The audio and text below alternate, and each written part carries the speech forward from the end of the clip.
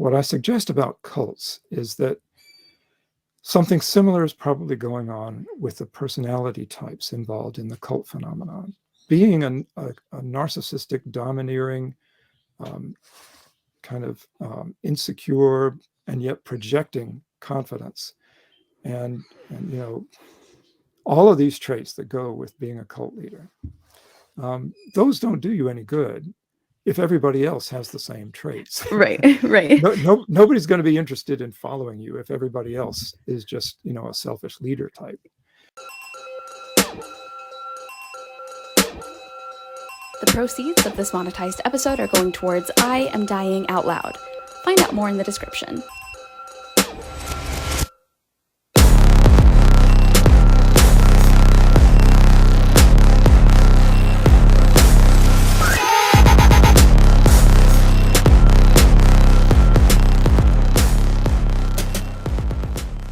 Dr. Jack Wathey, John Wathey. I feel weird calling you Jack because I feel like I should call you doctor. I know my mom would still want me to call you doctor. Thank you so much for joining me again for another episode. I really appreciate having you as a guest. Last time you were on, we talked a little bit about your book, The Illusion of God's Existence, and the topics kind of related to evolution and why it is that people believe in gods. But this time we talked about scoping the conversation more towards cults. I know that the first time we spoke, you mentioned you had an interest in cults, and I've been looking into some of the questions that you sent me, and it's a very interesting topic. And so today, tell everybody a little bit about yourself and what we're going to be talking about, and then we could just jump right in. Sure.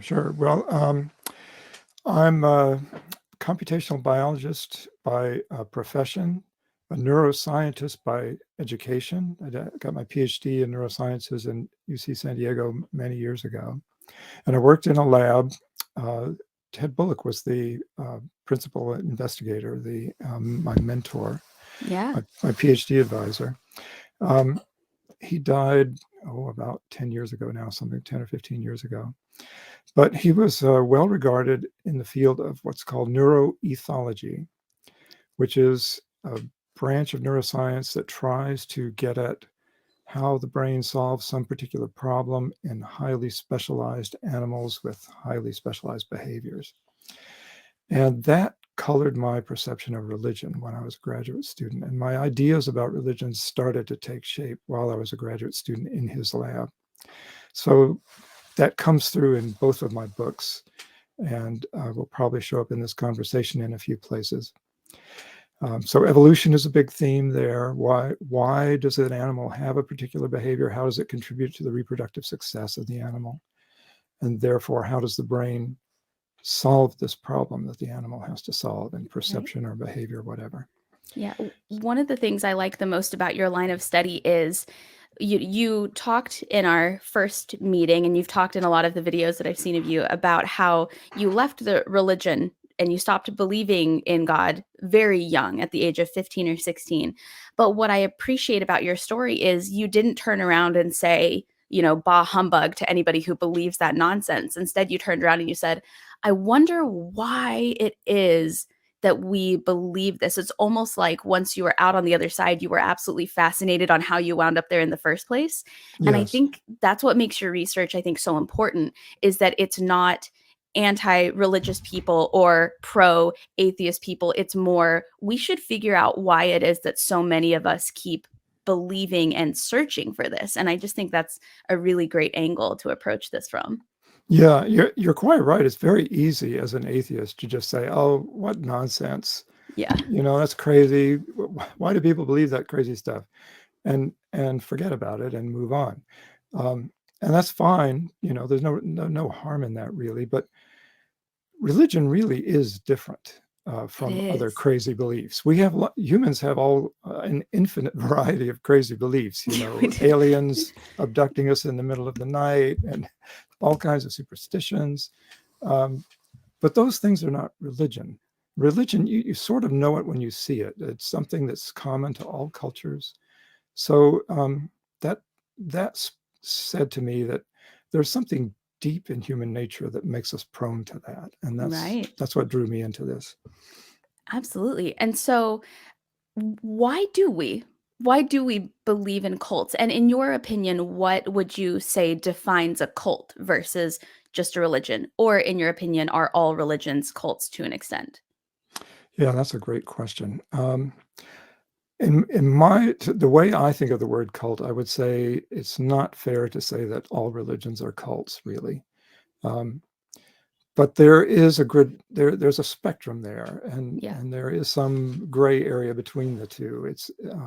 So it's not easy to make a fine distinction between them sometimes.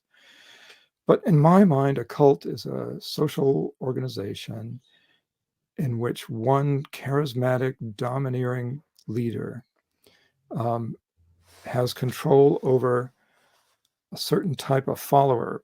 There are certain types of people who are drawn to cults. Some are not the least bit interested. Some naturally fall into them. Um, and they tend to be people who want to do something good. They're kind-hearted, generous people. They want to do something. They want to be part of something bigger than themselves.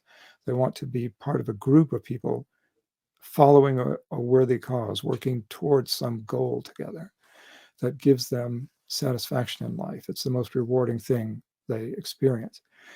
So there's that kind of personality, a joiner type, a follower type. And then there's the cult leader type, who tends to be, like I said, domineering, charismatic, and I would add the word narcissistic. That's a very, I think, insightful thing, that cult leaders tend to have extreme narcissism, which means they're obsessed with always being the center of attention. They have a lack of empathy. They tend to be cruel, and yet at the same time, they're outgoing, Yeah. like charismatic, attractive. They're so self-confident that people are naturally drawn to them and attracted to them, and want to be near them and follow them and be part of their lives. At least a certain type of person wants that. And I feel like those people also reward you so heavily when you make them happy that you find yourself chasing that high. Even though they're cruel the majority of the time, on the rare occasion that they give you that little pat on the head, you're so addicted to getting that response from them that you'll do whatever it takes to get that response from them again. Yes, and I think addiction is it's good that you brought up that term. I think there's good reason to think that the mechanisms of the reward pathways in the brain, which are at the core of addiction, Yeah. those are also at the core of the cult phenomenon and religious belief too, in general. And something else that was really interesting that you brought up both in your notes and I've heard you bring up before is that a cult can be as small as a household or as large as a nation. And I Yes. think that's a lot of times why people struggle to understand when they're a part of a cult, because they don't understand that, oh, my little backwoods church or my family home or this, like that's not a cult just because I basically worship the ground that my grandfather or my father walks on, or whoever the head of the household is, or this person would never be cruel, this pastor would never be cruel, they're just a good leader and I just need tough love. And they don't understand that when they think cult, they think Hollywood cult, they think Charles Manson, beautiful people, music, actors, light, all the, or they think those extremes where like the cops bust in and there's a guy with 1,000 wives. That's what they think is a cult. They Yeah. don't understand that just hero worship in general can lead so quickly to cult mentality. Yes. Yeah. Good point. And I have some friends who, one friend in particular I'm thinking of, who describes growing up in a cult which was entirely within, her own family. Um, Yes. Yeah. and there are several examples like that. Westboro Baptist Church really is Hmm. is a family cult. Absolutely. And I think we're starting to see a lot of media on things like the Duggar family and stuff like that, very much a family cult as well. And then sometimes you see their kids start to recognize that and come out and say things like, yeah, this was a little bit cultier. So maybe the religion they're in, they don't necessarily think is a cult, but the family that is existing following the rules of that religion can definitely become the cult. And so the first point that you brought up when we were emailing was cults are a strange and extreme form of social behavior that humans do, but it's also very common. Why do you think it is that humans seek out more often than not to be followers as opposed to leaders? Because like the idea of being a leader seems obvious. Of course, you would want, power and this and that and everybody doing everything for you. But why is it that somebody would become a follower in the first place long enough to get kind of sucked into that? Yeah, that's a great question. Looking at a cult from the outside, most people are just shocked and bewildered. Why would anybody join the People's Temple Yeah. and then end up in Guyana committing suicide? Why would anybody want to do that? How's that possible? And when you read the memoirs of people who survived Jonestown, they will tell you that they never joined a cult, or at least they never felt they were joining a cult. They were in a church. They were in a church that seemed to them at the time they joined it like a normal church. And they had fellowship and friends there. It was their social life. They loved it. It gradually became more and more extreme. And because of that, they never really fully appreciated what they were getting into. But your question touches on this issue of why are there only a few cult leaders and many followers? And I think there's an evolutionary explanation for that. There's a facet of evolutionary theory called frequency-dependent selection. It shows up in many different realms. I can tell you about a few examples. It's easiest to explain, in fact, by example. One of the best studied is a fish that lives in a lake in Africa. It's a strange kind of fish. It's a parasite that feeds on the scales of other fish. So its mouth migrates to the side of its head during early development. And so its mouth is on the side of its head. And what it does is it swims up next to another fish, latches onto it for just a split second, bites off some scales from the skin of the other fish, and then runs away or swims away and digests those scales. So it feeds on the scales of other fish. Now, this is harmful to the other fish, of course. It leaves them vulnerable to infection, and it's painful, and they don't like having their skin scraped off by some other fish. So the fish become adept at avoiding these predators, and so there's this interplay, this arms race between the fish and the prey and the predators. Most of the time, when you study these fish, these scale-eating fish, you find that there's a dominant disparity. The mouth can migrate to either the left or the right side of the fish. But at any given time, one of the two tends to dominate. They'll be mostly left-sided. Or interesting. Come back a few years later, and they're mostly right-sided in the same lake. So what's going on here? The theoretical explanation for this is frequency-dependent selection, where there's the frequency of these, let's say, right-sided fish with the mouth on the right side of the head.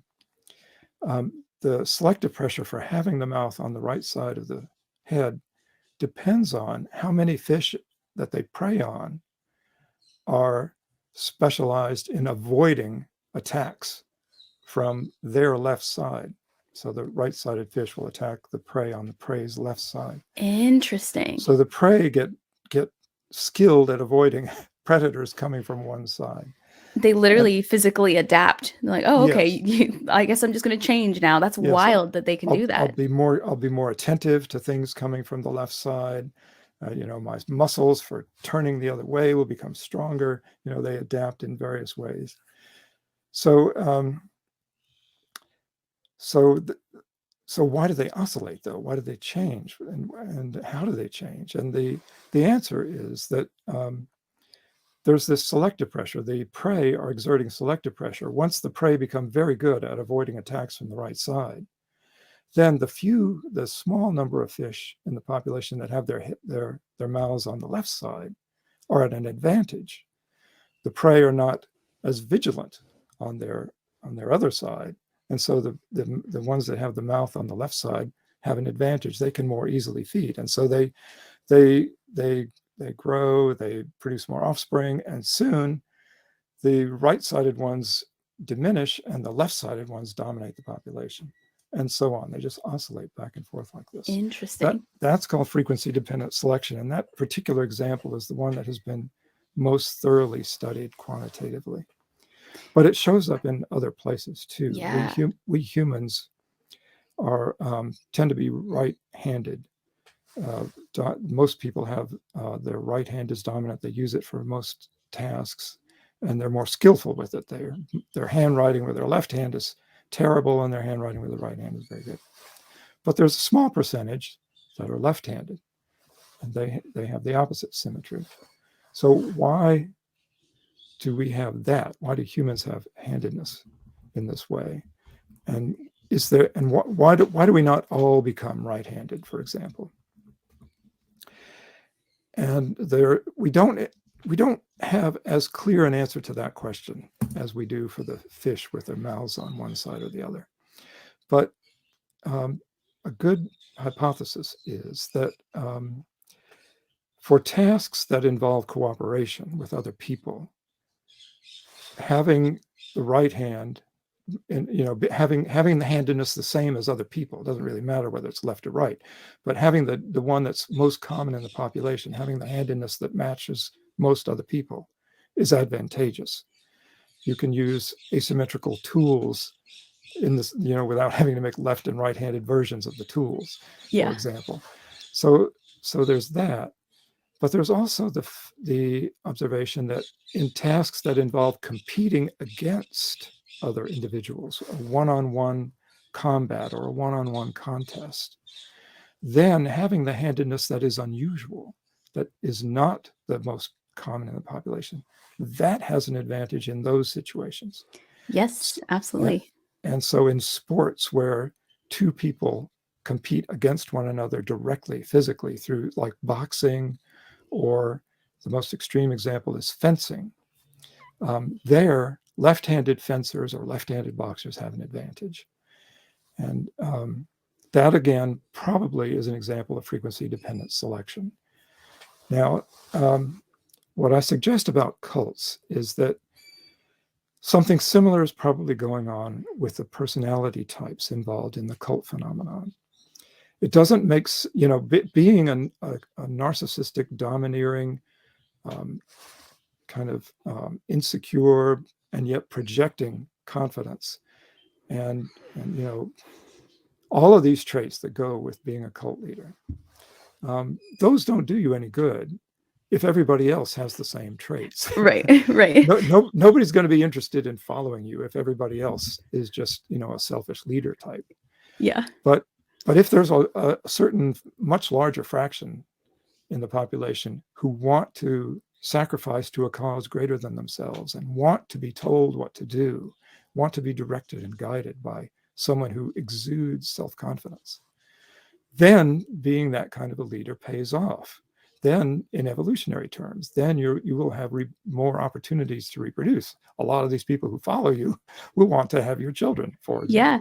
Well, and I can also see how that would, like, two people, male, female, very full of themselves, they don't want to get together because I want to be the coolest one in my couple. I want to be the coolest one in my couple. We're going to butt heads. And then eventually our population's going to die off because we can't stand each other because we both want to be the leaders. I can 100% see how a narcissistic person would almost seek out somebody who's going to be more of a follower because they'll be able to just breed more and exist more. And here we are with a smaller population of the narcissist, but a large population of people in general because they were able to find enough of the follower types to continue the population, I suppose.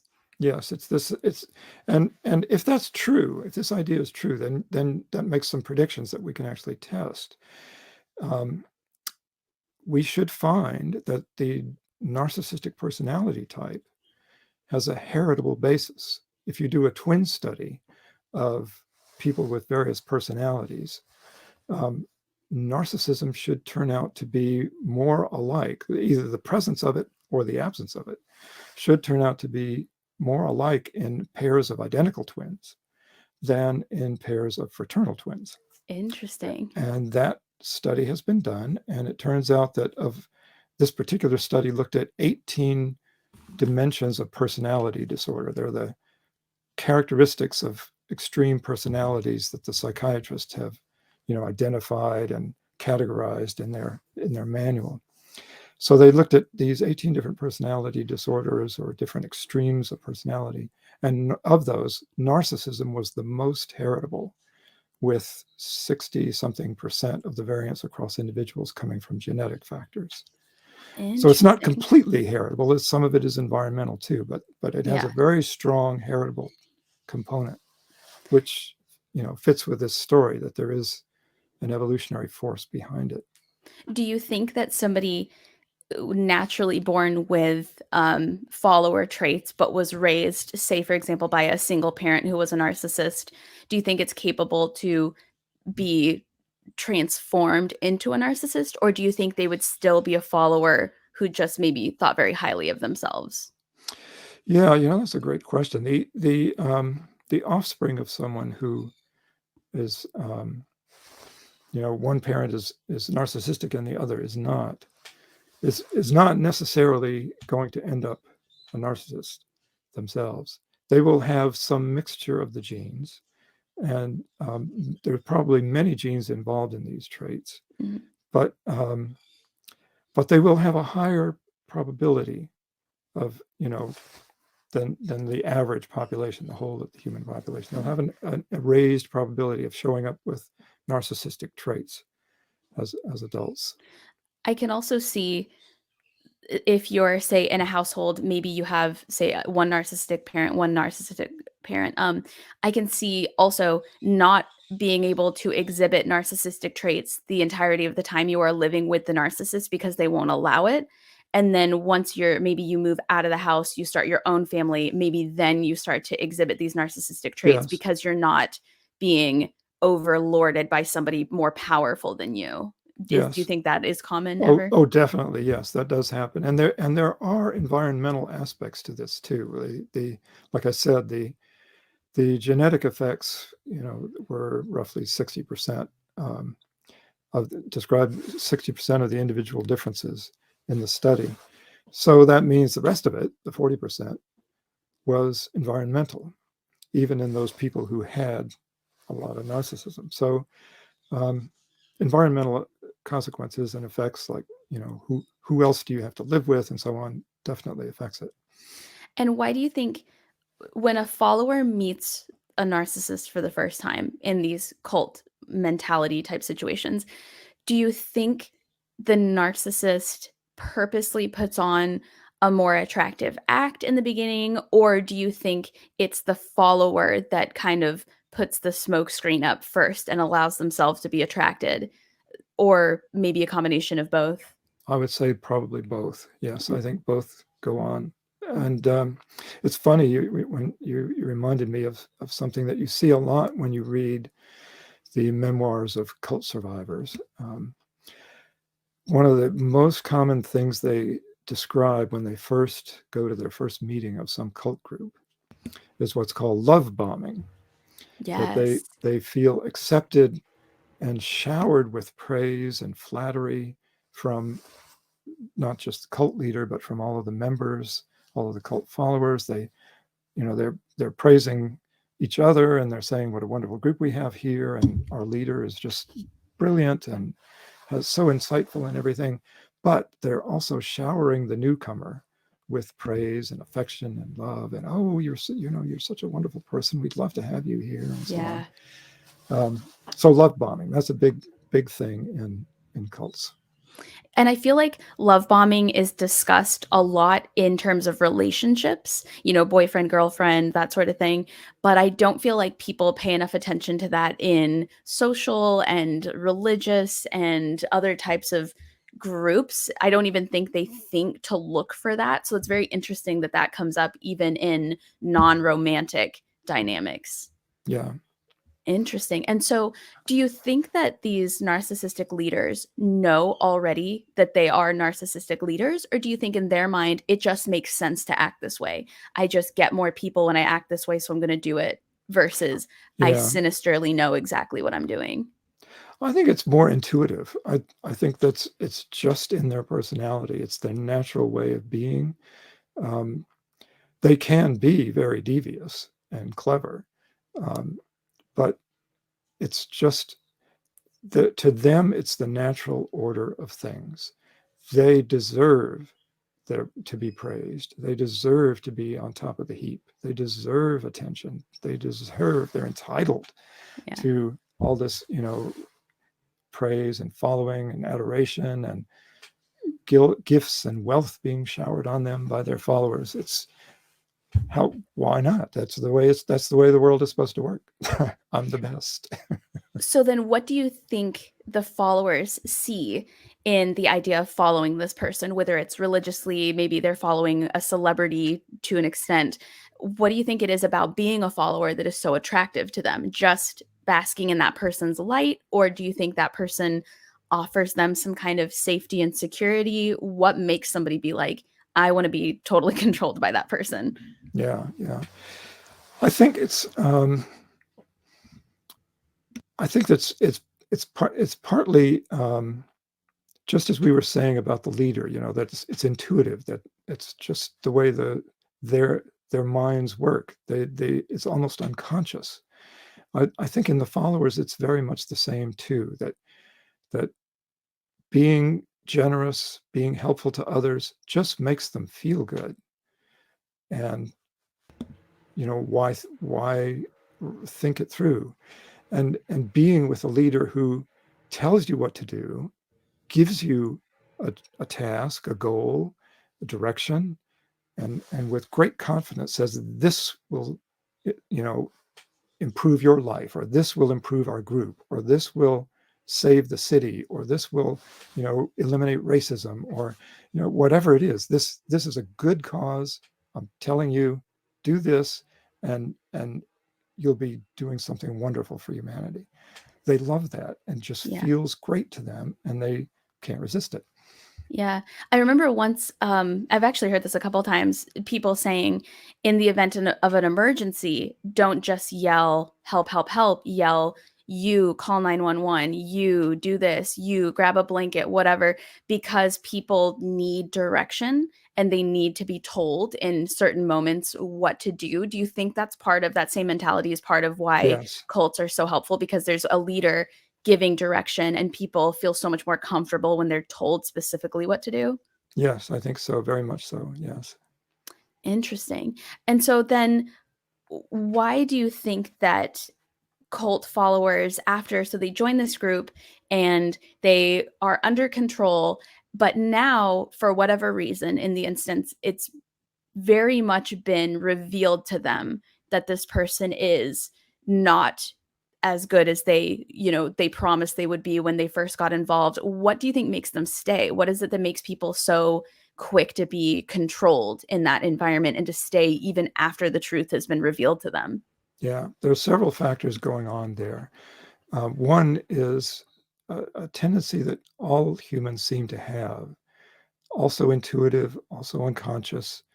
Um, and that is what psychologists call the fallacy of sunk costs.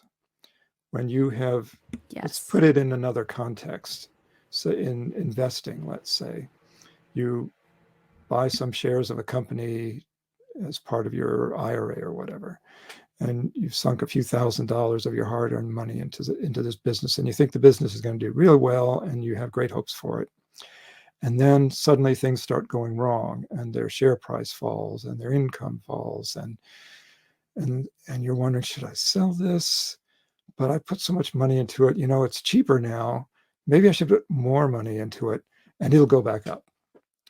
And you put more money into it, and it still continues to fall. And there's this drive, this tendency to because you've already put so much money into it, you've made it valuable in your own mind, more valuable maybe than it really deserves to be. And it's easy just to keep pouring more into it, much easier in some ways than it is to cut your losses and say, okay, I made a mistake. I was wrong. Yes. I should never have put money into this. Yes. No more. I'm going to sell it and get what little I can. Yes. It's hard to do that latter course of action. It's much easier to just say, no, I was right to begin with, and I'll just keep contributing. Yes. So that's part of it. Mm-hmm. But I think there's more to it than that. There's a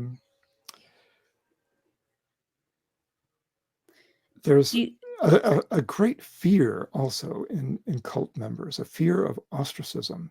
Mm. One important definition, or one important part of the definition of a cult, is that cults tend to be easy to get into and very hard to get out of. Yes. And the way that tends to be enforced is with ostracism. If you go against the leader, if you break the rules, they kick you out and they will never speak to you again. And that can be devastating if this is your entire social life, if this is all your best friends, your family members may be in the cult and shun you. That is truly devastating, to lose a parent or a child, lose all contact with someone you're so close to. And so fear of ostracism becomes also a very important dynamic that tends to keep people in it, even when it's become obvious to them that this is not all peaches and cream. The cult leader can be cruel and punishing and irrational and even dangerous. And yet, once you're deep enough into it, it's very hard to get out. Right. And I also feel like in these groups, I feel like I hear one of three stories happen over and over again. Either ostracization, where they're like, you're in the group, and because it's so fun in the very beginning or so validating, you maybe don't even realize that you're not seeing your friends outside the group anymore, family members outside the group. You wake up one day and everything you do is within that group. So the idea of losing that group is just you lose everything. Or you want to leave the group, and the rest of maybe your family that's within the group, you're told, well, if you go, we're also going to punish them in some way. So in the first example, maybe you lose your family. In the second example, your whole family loses everything because of you. Yeah. And then I feel like the third thing that I hear happen a lot is you lose everything, and they also attack, whether they attack your character, whether they just leave you a bunch of nasty voicemails, whether they spam you in some way. It's a smear campaign. So you either lose everything, your family gets punished, or you lose everything and they constantly remind you that you were too weak, or you're the problem, or you're the horrible one. They turn everybody against you. And it's interesting to me that so many people can recognize that in others, like especially as a young woman. All me and my friends do is give each other relationship advice, but when that same advice applies to us, no, it's different. It's different when it's us. Him doing that to you is horrible, but me going through that, he's different. And it's almost, do you think that's evolutionary, that ability to compartmentalize the wrongs you see happening to others versus us? Or do you think that's a conscious decision that people make? Probably both. Again, I would say it's probably both. And when you say, is this evolutionary? This might be a good time to step back a little bit and ask the broader question. We've been talking about the cult leader's personality and the cult follower's personality, and how there's evidence that these things could be products of evolution. Why would evolution do this? How did this evolve? And this gets back to sort of the neuroethological approach that I mentioned at the very beginning. What is it about human behavior, this kind of human behavior, which seems so strange and even fatal? If you literally forgive the digression, but think about Jonestown, where almost 1,000 people were slaughtered, or mostly by suicide, because of their devotion to Jim Jones. How can this be contributing to reproductive success, which is what evolution cares about. It seems to Right. be reproductive failure is the Yeah. ultimate goal of many prominent cults. So how does this come about? And my answer to that question is that it's this kind of intuition that people have for either being a leader or following a leader comes from our tribal background, our tribal ancestry in the very distant past.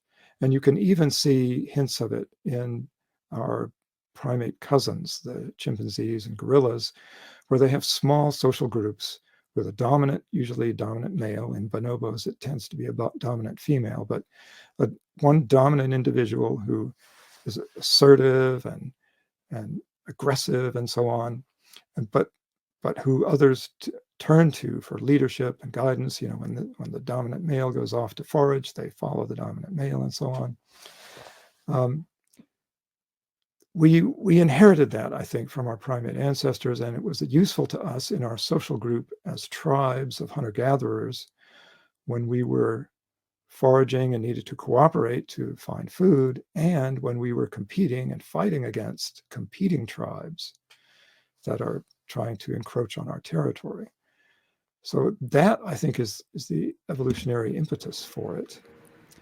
But in hunter-gatherer tribes, when a leader becomes too dominant, too extreme, too abusive, they get deposed. It's sort of a cultural norm that the followers rise up and toss out the leader and find a new one.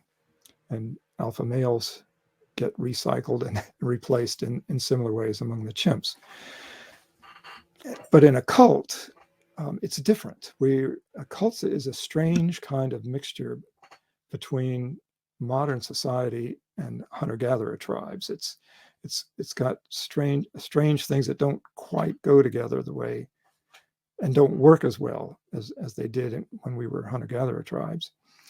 And the reason for that is that the cult leader, whenever anybody starts to, become skeptical or assertive or, critical of their leadership, they just kick them out. They just ostracize them and they're gone. You could not get away with that in a hunter-gatherer tribe. There's just, the tribe depends on having a certain cohesion to survive, to find food, to cooperate in finding food, and so on. Yeah. So that's the difference. That's the distinction. And so how is it that someone can identify, say they're listening to this and they're like, oh my gosh, I don't want to get involved in a cult group. What is the difference, the main visual difference between, say, for example, somebody just being in leadership, just being a politician, just being a teacher, somebody the difference between leadership you should follow and you should listen to that is necessary versus leadership that is 2 steps away from being a cult? How would somebody know to differentiate those two things? I would say, well, first of all, for me, I would say I'm not a follower type or much of a leader type either. Yeah. A significant fraction of the population isn't very strong in either of those dimensions. But if you're drawn to that kind of thing, pay attention to what the leader is really doing. If the leader is spending a lot of time garnering attention, drawing attention to himself or herself, demanding attention, and demanding costly sacrifices, that's a clue. That's a danger sign. That's a warning flag. If you're being asked to do a certain very difficult task that demands a lot of your time and effort, maybe a lot of your money if they're asking for financial contributions, and you're not getting paid for your efforts. In fact, you're pouring money into it as well as your labor. That's a warning sign. That's a danger sign. Someone who cares about your well-being cares about, will normally express that, and they'll say, "Oh, you've been working too hard. You need to take a break." Yeah. And we're going to pay you, by the way, for all this work you've done. Yeah. That's the sign of more or less healthy, normal leadership. But but selfishness and greed on the part of the leader, demanding money and sacrifice, and escalating sacrifices, that the sacrifices you make are never enough. As soon as you finish doing one great act of costly sacrifice, they give you twice as much sacrifice you have to do. Yes. That's Absolutely. a danger sign. Yeah. And personally, and maybe you disagree with this, feel free. My personal outlook is if the person in leadership stays stagnant, whether you succeed or you fail, I feel like that's a safe relationship. Like your college professor isn't going to get richer if you get all A's, or if you succeed in whatever it is you're studying, or if you go on to do greater things. You know, they might benefit if you become great in your field and you name them, you know, they might benefit in that way or something.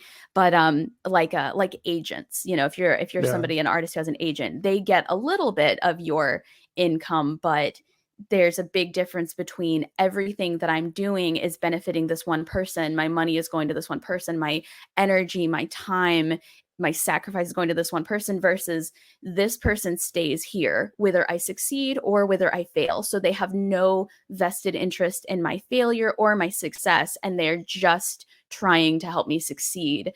I feel like that's a healthy dynamic, whether it's a parent, a teacher, a boss, a like an agent, somebody like that, who their interest is mostly in you becoming a success because they care. Or like a therapist really doesn't become that much richer if you keep coming, but they're interested in your overall success in whatever it is you're trying to succeed in, versus they benefit very heavily from you contributing towards something like a multi-level marketing or something like that. Like these mega church pastors who have multi-million-dollar mansions and their followers still stay middle lower class no matter what, or even go into debt for them. I think that's a toxic relationship as well. Very much so, yes. And another warning flag is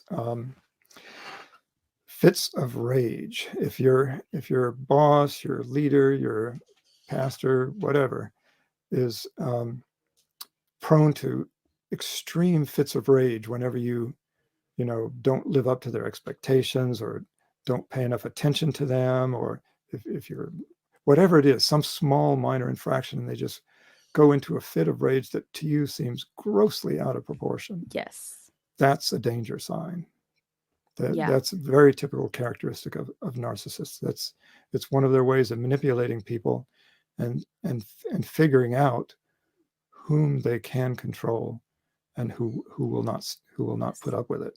Yeah. So, and when you start to adapt your behaviors based on their responses to things, like maybe you haven't seen them explode in a while, but that's because you've made sure to walk on eggshells, do what they want. You know, it's easier to just do what you know will keep them from exhibiting those behaviors versus fighting back against it and getting that reaction all the time. And I feel like that kind of thing is what happens very slowly over time. You know, the first thing that you change because they behave better, well, that's easy, I don't mind changing that. You know, the second thing, it's like, okay, what's one more thing if that's going to make their day better? And then the next thing you know, everything about you and your dynamic is entirely different, because every day you're making one more change to keep that person happy or from blowing up or whatever. Now, this is going to seem off topic, but I promise it comes back. So, you know, in Calvinism, they believe that everybody who's existing on earth right now has already been predetermined to either go to heaven or go to hell. There's nothing they can do to change it.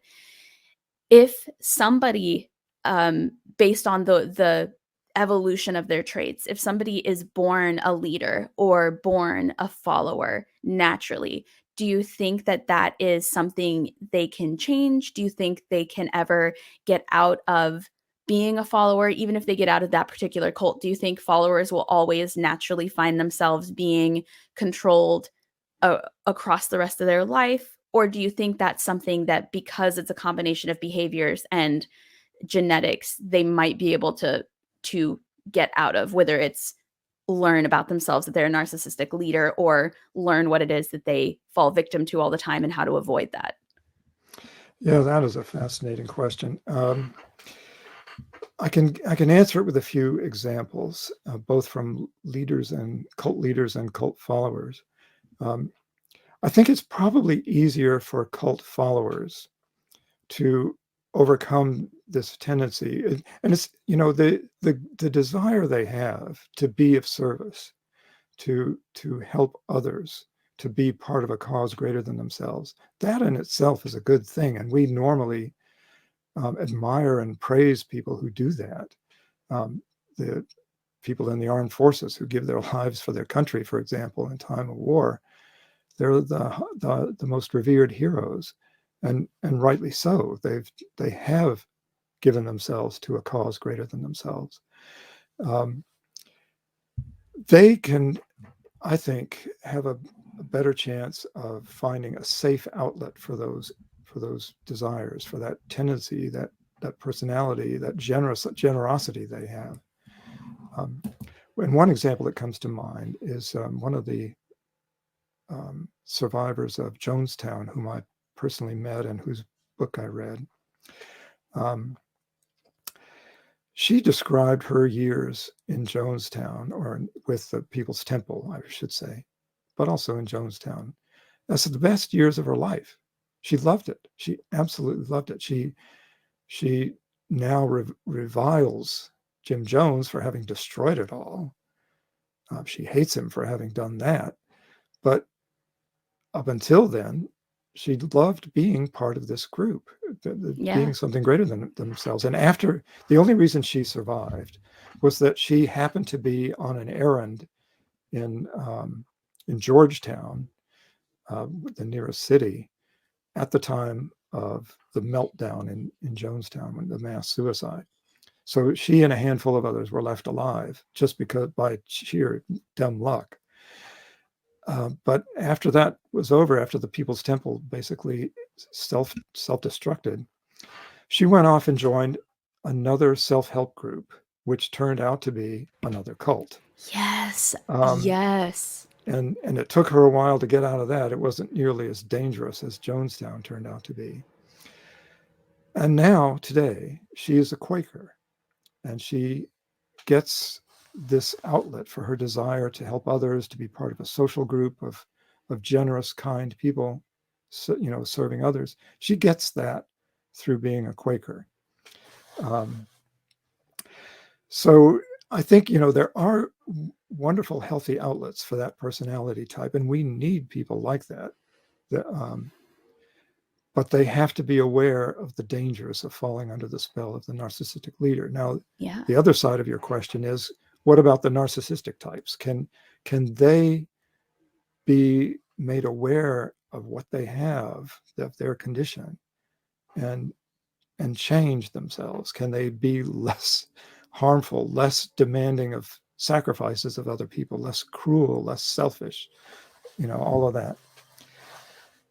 There seems to be less hope for them. I wouldn't say no hope.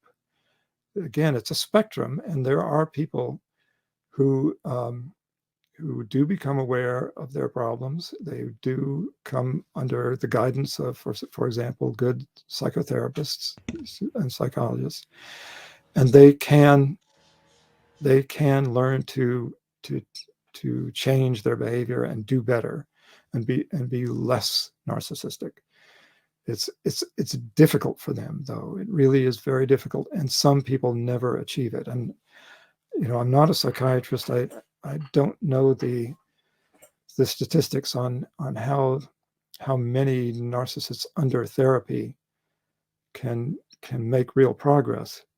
But I think most psychiatrists would tell you that they feel a large fraction of people with narcissistic personality disorder never see a psychiatrist, never see a therapist, because they probably don't think they need one. They don't think anything's wrong with them.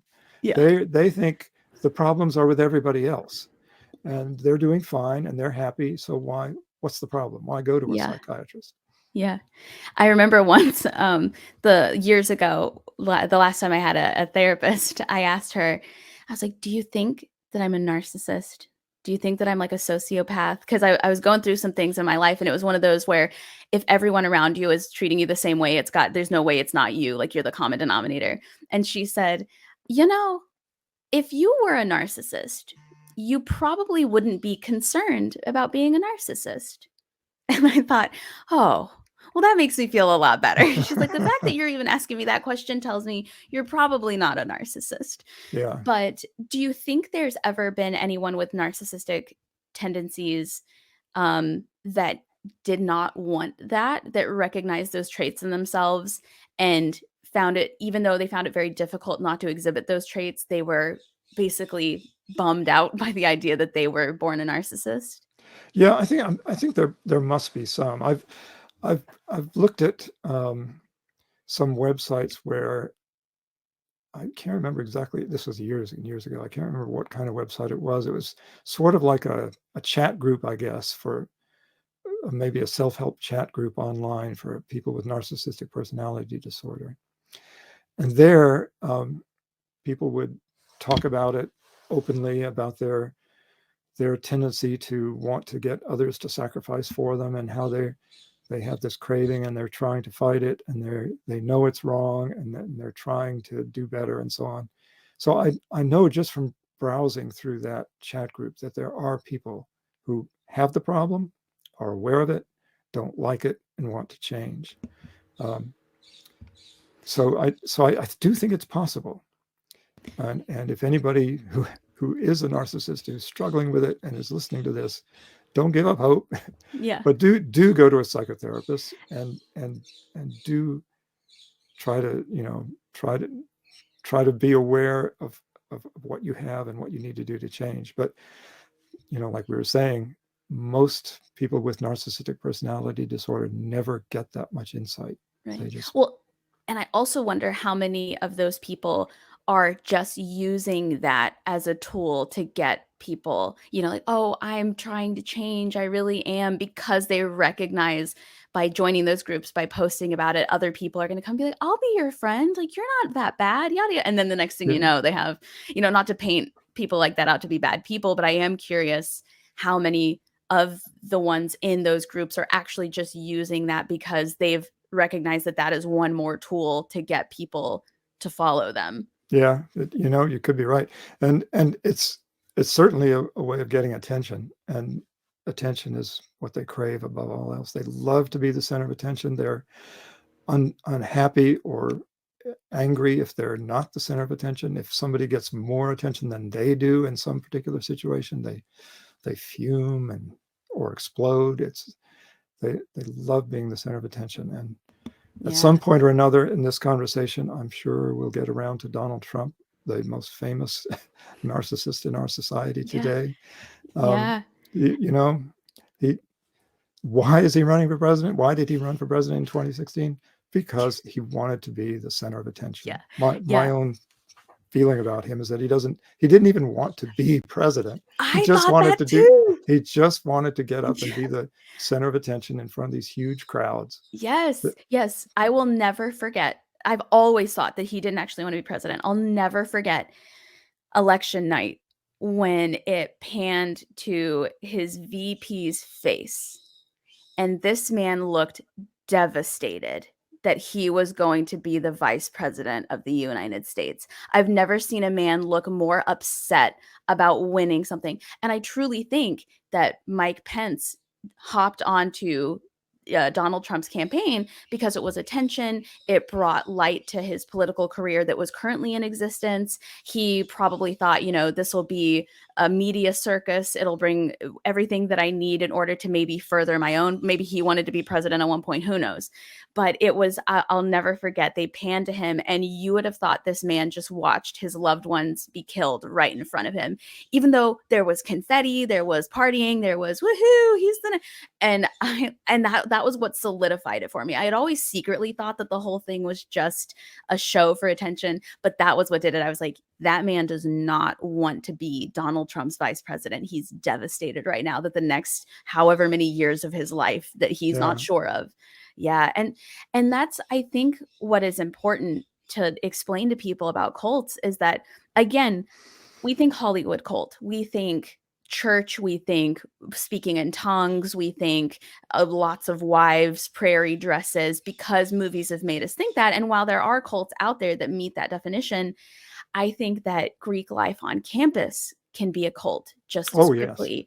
Multi-level marketing can be a cult. Certain job opportunities can be a cult. Like you said, families, like homes can be cult examples. And it's so interesting to me that people can turn on Netflix and watch a documentary about like a stereotypical quote unquote religious cult and think, wow, those people are crazy. How can they do that? Yada, yada, yada. And then immediately go outside and plant their presidential flag and post Yeah. poems about who they want to vote for as president and memes about them basically like touching God and stuff like that. Or think, oh, those people are crazy, and then immediately get on Facebook and be like, buy these leggings, please, because it's going to help me be my own boss, Yeah. and they don't understand that they are just as vulnerable to be in a cult, if not currently in a cult.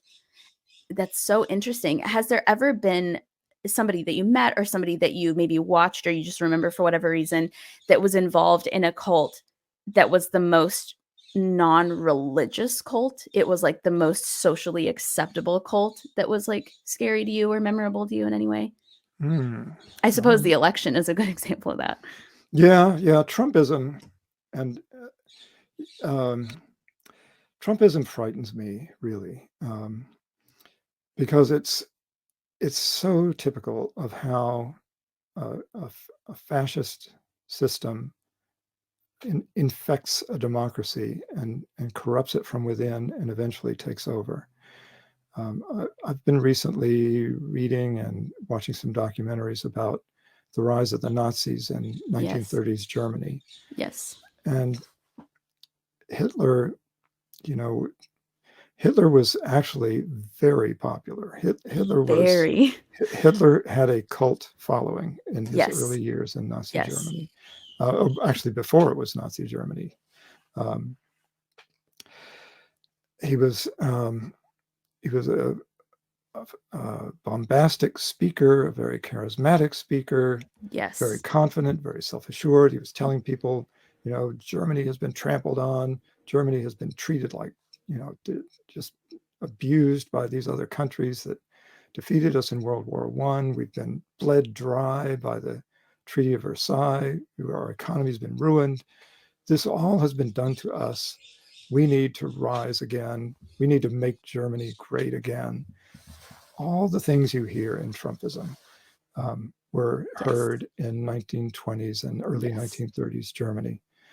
And it frightens me and now, when Trump came to power, it was easy to dismiss him as more of a Silvio Berlusconi than as a Mussolini or Hitler. Right. Because he was kind of clownish and not very Yes. effective and incompetent. Yes. And laughable almost. Right. But as it went on, and as he purged the normal people from his administration, it got more and more extreme, and until they were conspiring to do things like overturning the election, Yes. having fake electors, Yes. having a violent coup on January the 6th. Yeah. All of this stuff is, especially the violence part, is the hallmark of fascism. Yes. So yes. we're in a dangerous position in America right now. Very dangerous. Very dangerous. And what alarms me is that because he was in the beginning such like a clownish person and individual, is that even people who don't agree with him, even people who think he's the worst thing ever, they make jokes, they make memes, they make funny videos and deep fakes of him doing this goofy stuff. And it becomes a joke when it should become very alarming. Yeah. It should be so much more alarming. And what is so interesting and scary about these people is that, like you said, they first start out charismatic, even if they're kind of dumb charismatic. Some, I don't feel like Hitler came across as dumb in the beginning, although I did read some funny things about how he probably didn't write his book because he was a terrible writer. But they come out as charismatic, whether it's because they're funny, whether it's because they're already a celebrity in some way and we just find that attractive, yada, yada, yada. And first they say, oh, we need to fix the economy. And you're like, yeah. And then they're like, and we need to make sure that the illegals don't come into this country and take all the jobs. And you're like, okay, yeah, sure. We Americans deserve those jobs, without thinking too deeply into how inaccurate that example is. And then they say, also, the Jews are a problem. And you're like, huh, I mean, I guess that kind of makes sense, maybe. I agreed with the first 4 or 5 things this person said, or I thought it was funny, but I mean, when you really think about it, maybe the Jews are a problem. And that's how quick that stuff happens. Yeah. It's just wild. And you see it in big pictures like that, and you see it in small pictures, even in just one-on-one relationships. I think you'd look better with short hair, so you cut off your hair and you're like, oh yeah, great. And I recognize that saying, I have shorter hair, but that's not why. Or I think you'd look great if you wore blue more often. And you're like, okay, I can wear blue all the time. And then they're like, and I don't like your mom, so I don't want to see her anymore. And you're like, oh, yikes, I can't see her anymore either. Nope. And you're like, okay, I guess I can text and call my mom when you're not around. And they're like, and I don't like your friends. And then the next thing you know, you're doing everything they tell you. You have nobody outside of them. You're only surrounded by people who also like them, as in Trump, as in Hitler, as in Yeah. some of these interpersonal relationships. So you feel like you see people all the time that are maybe your friends or your colleagues or whatever, but you're in this fishbowl where everybody's opinion is the same as yours, and you don't even realize it's not even your opinion anymore. You're just going with whatever you're being told until you've convinced yourself it's your opinion. And Yeah. it's just so scary. It's It so is. And scary. there's a dynamic in the most extreme of the followers, the people who just plunge into it headfirst Yeah. and don't even question it. Yeah. They refuse to look at evidence that might Yes. contradict their position. Yes. During the House committee hearings on the January 6th riots, when those hearings were showing up on YouTube, I literally begged my Trumpist friends, my Trumpist Facebook friends, to just watch some of it and talk to me about it. Let's have a conversation about it. And I would, give them the links to the YouTube videos and everything. Nothing. They just refused. They absolutely refused. I could not get any one of them, not a single one of them. I don't know. I have maybe half a dozen Trumpist friends from my high school days. Not a single one of them would do it. And I was stunned. I was just absolutely stunned. Yeah. And it's interesting too. I was just talking to somebody about this last night, how I've noticed in religions and I've noticed in politics, when people are very heavily involved, when they're very much like it is their whole life, it's their whole personality, whenever you ask them why, just the question why, like they say something, triggering or bombastic or whatever, and all you do is ask them why. Why do you believe that? Just out of curiosity, where's your evidence? They take that as a personal attack. And I Yeah. think that's how you can spot somebody who's in something so deep that they feel constantly on the defense, constantly like they have to be protecting this person or this religion or this idea, to the point where they're no longer even interested in learning if it's correct because it's just their whole thing. All you have to do is say, why? Do you have any evidence to support what it is you're saying? And they either blow up, or they block you, or they stop talking to you, or they send their friends after you, because that just the idea that they might have to show any kind of evidence to prove that their idea is correct also means that it could be wrong, and they can't handle that. They can't, Yeah. they just lock it down. They Yeah. get rid of whatever they have to get rid of in order to forget that there's a chance they could have wasted all this time. They could be wrong. This person could be incorrect. They could be, and it's scary to watch. Like, we like to laugh and joke about, Facebook debates and all that, but it is a truly frightening thing to watch that happen, especially to loved ones, or like you said, friends from high school, or people that we know are capable of having a different personality. And at one point we're capable of having a conversation. For whatever reason, this particular area of their life has become such an obsession that they would rather blow up the rest of their life and get rid of everyone who's ever mattered to them than be forced to maybe potentially face the idea that they could be wrong. Yeah, I see it. I see it all the time, and it's very discouraging. Yeah. There's still, I don't know what the latest polls are, something on the order of 20 to 30% of American adults still believe that the 2020 presidential election was stolen from Donald Trump. That is truly a frightening statistic, that many people are so disconnected from reality. Yeah. It's very corrosive to democracy. That is the most damaging thing Donald Trump did, was to undermine people's Yes. understanding and faith and confidence in American democracy and in the electoral process. Yes. Yes. And what another example I see a lot of people say is, like, say, for example, there's a political leader or a celebrity of some kind or whatever, a brand of some sort, whose fans and followers are known to act a certain way or say certain things.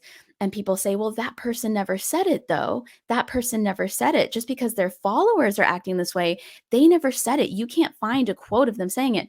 But when somebody actively also does not come out and speak out against certain behaviors. One that comes to mind is Joe Rogan. Even though he's said a million problematic things, but there are a lot of things that his followers and his fans do that whenever you bring it up, everybody says, well, Joe never did that. Joe Rogan never did that. He never said that. He's never told them to do that. But he's also never once come out on his podcast and been like, if you're a fan of mine, that's not how you behave. If you're truly a follower of mine, that's not how you behave. And to me, that is as bad as being the person out here saying, yes, that is the proper behavior. You should do this. I remember when it stopped being funny at all to me was when Donald Trump was caught on audio saying, grab women by the, and Right. that was horrible. Right. And I lived in Chicago at the time, and I remembered within days, I don't remember if it was the next day or within that period of time where that was public, creepy men on the train would look at me and like lick their lips and say, like, grab him by the pussy, grab him by the pussy. And I remember trying to explain to people who were close to me that I knew were fans of Trump. They're like, it was just a phrase. It was just locker room talk. And I'm like, yes, but when the president of the United States makes it okay to say those things about women, even if he was being hyperbolic, which I don't believe, but even if he was being hyperbolic and he never actually did those things, his followers now do those things. And it has now become acceptable for men I don't know to say that to me in public because the president of the United States said it. Yeah. And that comes to that responsibility. I feel like with being a leader, you now have responsibility to speak out against people doing things in your name, even if by no means you meant that. Now, again, I think he meant every word of it. And I think, unfortunately, that he's very guilty of doing that. But if you're a singer or a musician or an athlete or a podcaster and people are out here doing things in your name, even if you never said to do it, it's your job now as the leader of this group, whether you wanted to be or not, to speak out on those activities and say that in order to follow me, you don't get to do it. We see it a lot with, like, for example, Selena Gomez. She's a singer. She comes out all the time and she says, if you're my fans, you won't bully this person. Or if you're my fans, you'll be kind. And if you're not kind, I don't want you saying that you're my fan out here doing this. Has there ever been a time in your life where you got involved in something that you thought might, like, one day you thought, like, this might be a little bit more than I want to be involved in. This might be a little cultier than I think I expected. Or have you pretty much been able to avoid most of that because of your research? I've never been involved in a cult, strictly speaking. Of course, when I was a kid, my parents brought me to church, Yeah. As we were saying before, there is some gradation there. But the one I was in, the church I was in, was not particularly cultish. Yeah.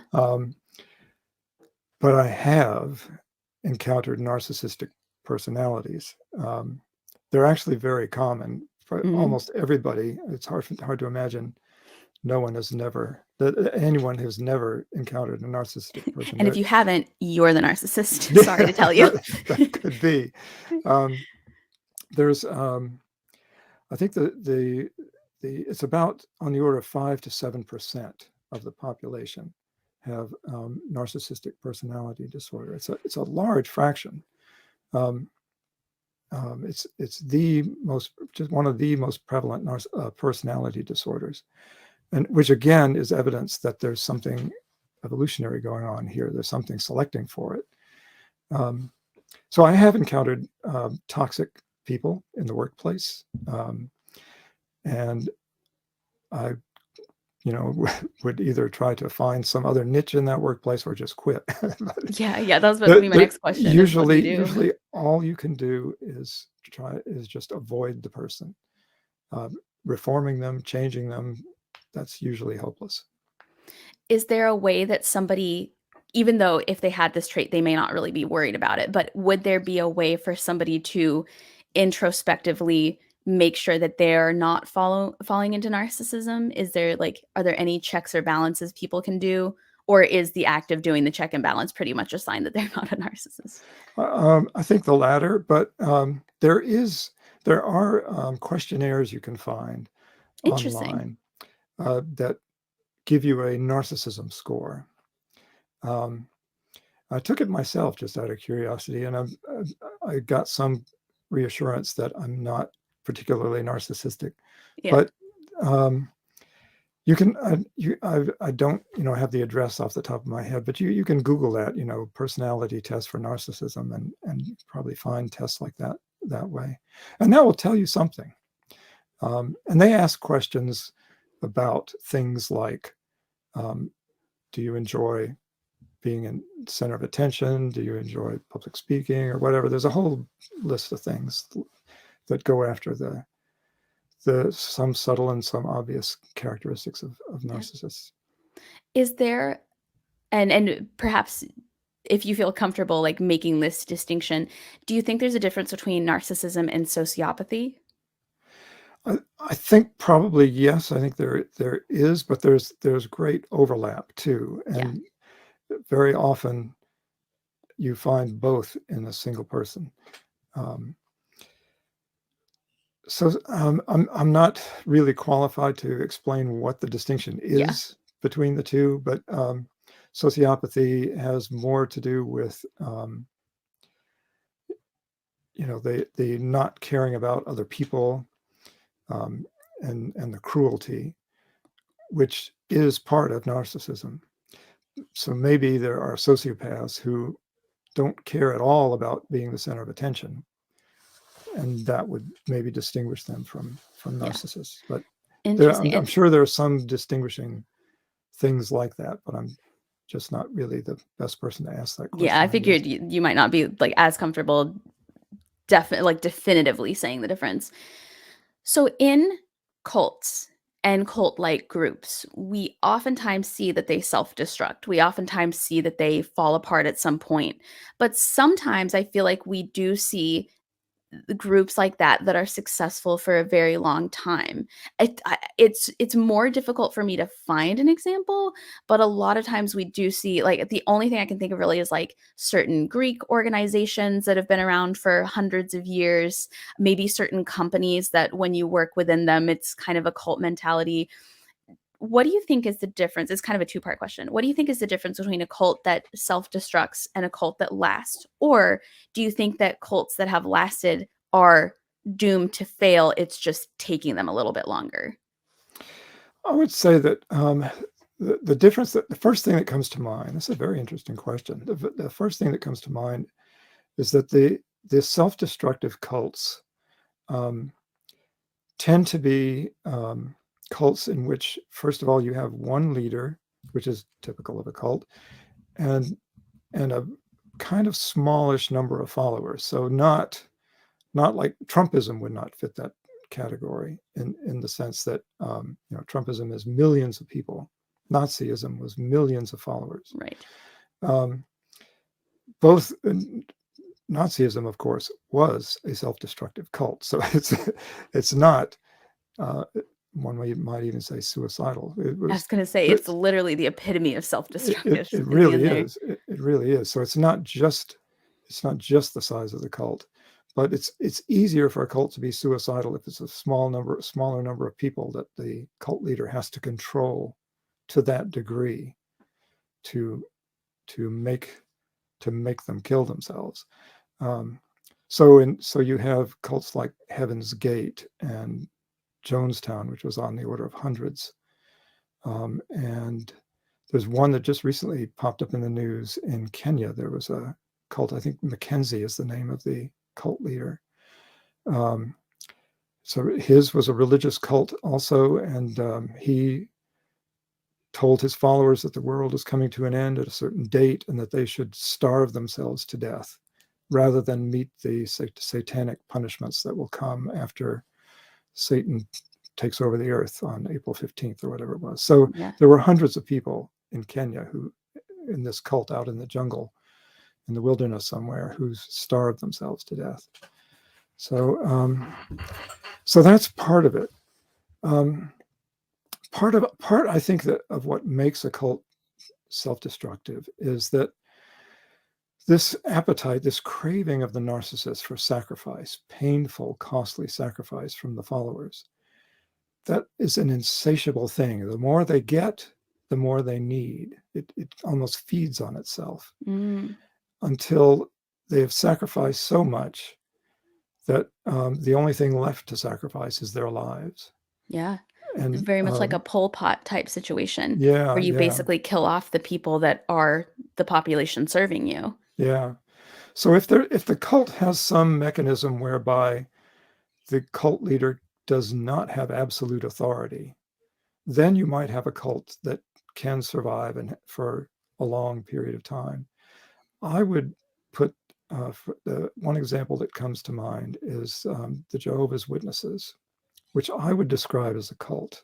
Absolutely, 100%. Because first of all, they did start off with a narcissistic cult leader. Yes. Charles Taze Russell, I think was his name. Now he's died and gone, of course, dead and gone. The cult has outlived him. But they have a structure now where they have multiple leaders, and no one leader can so control everybody as to have them commit mass suicide. And yet it still has the cultish attributes. Yeah. They still enforce absolute loyalty. They still control their followers with threats of ostracism. They're like the most famous ostracism. I can't say that word. They ostracize most famously, I think. Yeah. So maybe that's it. Maybe if you have some kind of leadership structure where no one person can control everything, then maybe a cult can outlive the typical lifespan of a suicidal cult. Interesting. And so we covered this a little bit earlier, but if someone's listening to this and they're like, I want to make sure that I never get wrapped up in a cult. I want to make sure that I keep myself out of that sphere. One, I think there's a lot of people who don't fall into either category. You're not going to be the narcissistic leader, but you're also not going to be a follower. You just exist. But what would they look for in order to make sure that they avoid these types of relationships politically, romantically, religiously, anything like that? Well, we've already talked about some of the warning signs. Yeah. The constant demand for sacrifice, the selfishness, the cruelty, the explosions, the temper tantrums, the feeling that you have to walk on eggshells. If you start having that feeling, you're in the wrong group. Yeah. And if you feel that it's hard to get out, then it's definitely time to get out. If they're holding some kind of threat over you, one of the things, just an aside, one of the things Jim Jones did when someone joined People's Temple was he would have them sign a blank sheet of paper. And the reason for doing this, and then he would keep that blank sheet of paper with the person's signature at the bottom. And he would keep that on file. And whenever he wanted to ostracize that person or threaten that person, one of the threats he could use was, well, I'm going to take out that sheet of paper and I'm going to write this on it. And he would recite some letter, some self-incriminating letter about some horrible thing this person has confessed to doing. Wow. Like child abuse or stealing or, whatever, some horrible crime, some despicable, odious crime, and type this out on this letter and have the person's signature on it. And then I'll publish it. Wow. And having that kind of threat over someone, that if anybody ever asks you to do something like that, don't sign it and leave. Yeah. It's time to quit. Yeah. I have another good example from People's Temple. There's a story told by one of the cult survivors about a group who was visiting the church and thinking of joining. And there were several people I think it was a family. And they may have attended several services. And then at some point, Jim Jones said something about how he was better than Christ, more important than Christ, or in some way he put himself above Jesus in the pantheon,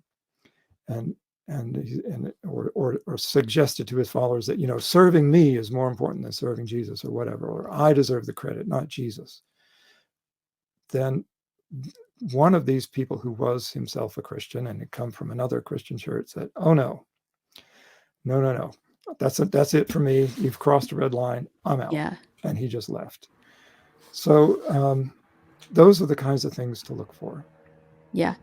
Well, and the most interesting part to me is I'm curious what faith that man was a part of. The idea that you can recognize like, oh, this is a cult, and then go back home to the cult that you started out in. Not saying he was, but that would be interesting to find out that he was part of some other very strict religion similar to a cult. But yeah, absolutely. Those are great points. And back to the whole, if everything about you is sacrificing for that group of any kind or that one leader of any kind, that's a cult, like a Bill Gothard, or the leader of the MLM that you're a part of or something like that. Very interesting. And are there any resources that people can check out that you know of that talk more about this? Do you know of any books or websites or people they can Google to find out more about cults and learn about them? Oh, yeah. I have a few to suggest. Well, one is my own website. Yep. That's watheyresearch.com. If you go there, somewhere in there, I think it's that I have a tab called sample chapters or something like that, or sample pages. And it will lead you to certain places where you can read samples of my books. But also on that page, I have a link to an article I wrote for the Jonestown website. I think it's called Jonestown Review. And that's a research website created by Rebecca. Hold on, I've got her name right here. Rebecca Moore. I have her book here while I'm and I'll link all things. Of this in the show notes too. Oh, perfect. This, by the way, is the authoritative scholarly work on Jonestown. Fascinating book. Tells all the facts of what really happened. So I wrote an article for her Jonestown Journal or something like that. It's an online scholarly journal about Jonestown. So I wrote an article about that called "From Cuttlefish to Cults," and that explains the frequency-dependent selection idea that we were talking about. So I love that title. That's great. You can find that online, and because cuttlefish. There's a fascinating story about frequency-dependent selection in cuttlefish. You can find that also that article became a chapter 8. No, not chapter 8, chapter 9, I think it is, in my first book, The Illusion of God's Presence. You can find that in there. And I talk about it in my second book, The Phantom God, a little bit in chapter 1 also. But the website run by Rebecca Moore, let me see, I think I might have a web address here. She was at San Diego State University. She's retired now. Also, I apologize if you can hear them mowing outside. They started about halfway through our interview. Yeah, sorry, I don't have that. But if you look, That's okay. I can Google it and find it. You can Google. I'll link it in the show notes. I think the website is called Understanding Jonestown and People's Temple. I actually think I used her website for my Jonestown episode. Oh yeah, that's right. You had a recording of the famous death tape. Yeah. And that all of those recordings, all those audio recordings from Jonestown are available on that website. Yeah, I do believe I used her website for a lot of my research. Yeah, yeah. Well, Dr. Jack Wathey, I'll call you Dr. Jack, the best of both, the nickname and the doctor part. Thank you so much for your time this morning. This has been an absolutely fascinating conversation. And I think it's also a very important conversation. But again, what I enjoy the most about talking to you is that you aren't a polarizing or divisive person. You simply do research and you have facts and you have evidence and you have examples. And I think that that's really, really important, especially when we're dealing in a time right now where so many things are divisive and there are so many, you have to believe this or believe that, as opposed to believe what research and history tells us. And so I'm really excited to have you back on to give people the opportunity to check out some of these websites and these books and to listen to what you have to say, because I think it's so important. Like I can't stress that enough. So thank you so much for donating your time and your thoughts and your opinions to the podcast. It's invaluable, I think. Well, thank you very much for having me. It's been a pleasure. I always enjoy talking to you. You're a great conversationalist. Thank you. Great. You always ask great questions. So I had a great time. Love to come back sometime.